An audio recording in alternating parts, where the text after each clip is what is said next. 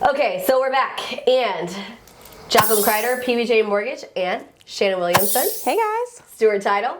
And so we're here to talk to you a little bit about some of the situations that have happened over the course of my career, Shannon, the people that Shannon knows and works with at her title company, on why you don't want to skip on the title insurance, right? Yes. So I'll start with this crazy story. And if I didn't have the conversation with the customer, I wouldn't believe it's true. So one time, I used to work in a call center environment at one point in time, and I got a lady on my line, and she was looking to refinance a home equity line of credit. And I said, okay, great. And so I started asking her some questions. I verified her information. And I said, okay, well, how much equity do you have in this home? And then we started asking some questions. And she starts giving me some really weird responses. Like, well, you know, I have about this much equity in my current home. And I was like, your current home? Okay. And I said, all right, well, what about the home that this loan is tied to? And she goes, well, what do you mean? And I said, well, you know, how much money do you have in equity in that? She goes, well, I don't own that home anymore. Confusing. I said, what do you mean you don't own that home anymore? Well, no, we sold that home like 3 years ago. And I said, you can't have a lien on a property you do not own, just so we're clear. So in case you're wondering, you can't take out a mortgage of any kind on a property that you have zero ownership rights in. And what had happened was she had taken out this home equity loan while she owned the house. They went and they did a purchase, like they went and did a sale to another customer, another person. And when they did that, this never came up on title. She never thought to bring it up, and it never got paid off. Yeesh. So I said, just so we're clear, you don't own this house anymore. And she said, no, I don't own the house anymore. And I said, well, the title company should have caught this lien. Yeah. They should have paid it off at closing, you know, when you close on the purchase contract. And so they are responsible for paying this. And she said, what do you mean? I said, you need to call your title company and pay it. So about a week goes by, I get a phone call from a title company. And they say, hey, you talked to Mrs. So-and-so. And I said, yes, I did. And they said, she said that you guys have a lien against this property at yada yada address. And I said, that's correct. And she said, well, can you see what the recording number was? Because she thought that maybe the company I work for had not properly recorded it on title, is what she was thinking, right? Yeah. And I said, yeah, sure, just give me a second. So I went and looked through our corporate records. I found the deed that basically had been recorded or whatever. Anyways, I went and looked for the recording device that had a recording number on it. Yeah. Found that, gave her the information, and she goes, you're right. You guys recorded an appropriate lien, and it was like 50 grand that they had to pay. Yeah. And this lady, y'all, had been paying on this loan for 3 years. And the crazy part is that she didn't do it on purpose. It's not like she knew. No, of course not. But it was just crazy to me because I literally thought to myself, this is exactly why you had title insurance. Title insurance, yeah. Because, I mean, they had to pay it. Who has $50,000 just laying around? Absolutely. Nobody. Right? Yeah. So maybe you have another crazy story that you can kind of tell about something that you and your escrow officers have experienced yourselves. Yes, yeah. We have quite a few stories that tend to get into the weeds a little bit, but I'll try to keep it light. But to prepare for this video, I went to my escrow officers and I was like, okay, guys, I need some situations where it would be really bad if someone didn't have title insurance. So one of the examples they gave me was someone bought a house.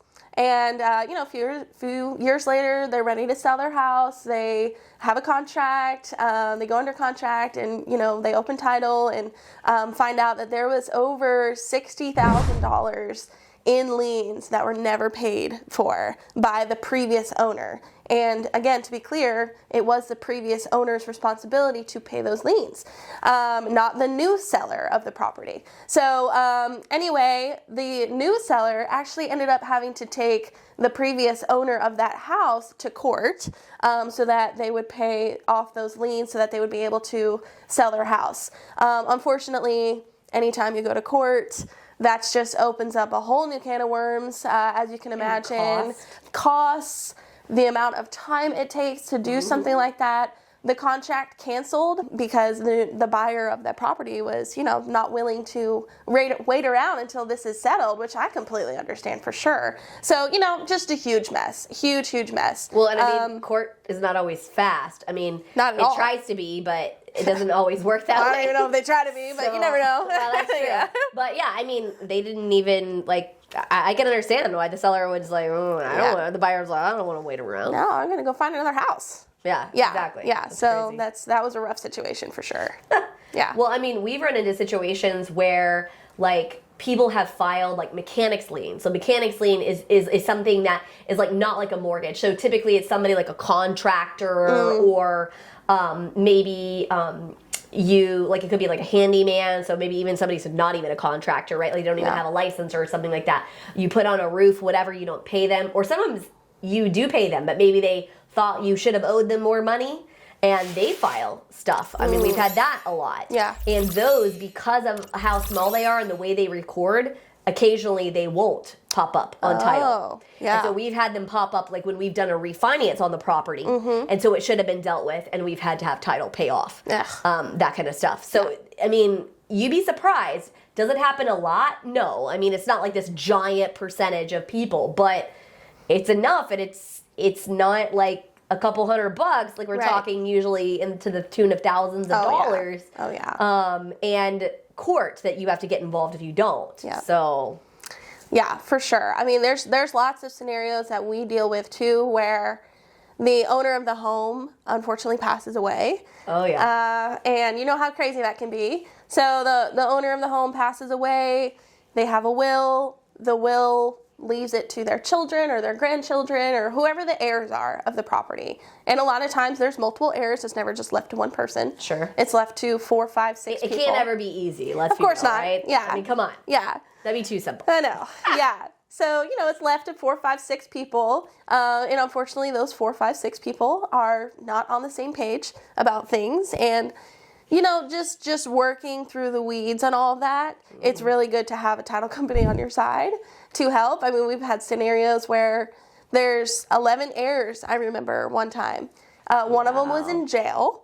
So we had to coordinate, sending somebody to the jail to meet with them, and it had to be at a specific time in a specific location. And, it's just, if you can imagine trying to do all of that without a title company helping you and other people helping you with that scenario, that's another one that we see a lot with heirs coming up. Well, we've had one just recently where a gentleman was purchasing a property. Again, it was a situation like the woman had passed away, and her heirs both are in jail. Sister was having to facilitate and help with some of these different processes. And it's funny because after he closed on the transaction, the state tried to say, oh no, you didn't have the right to buy this property. So guess who's having to help him prove that yes, he did have legal right and all the specific transaction things were helped and afforded.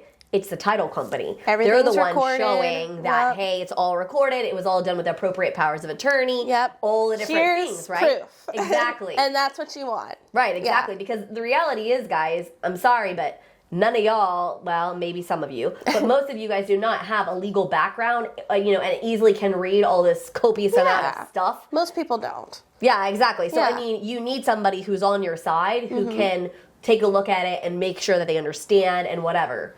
And understands contracts, exactly, and the laws behind it, and the ramifications of what happens if it doesn't go, the way it's supposed to go, and all that.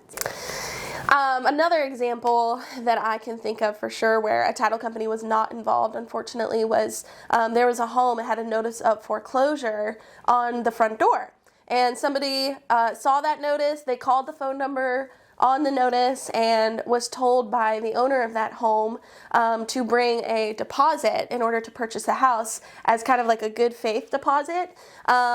Unfortunately, so the house was in foreclosure, that is true, but the house had already been sold at the courthouse steps. And so that person, was out, I think it was $40,000, was scammed by the owner of that home.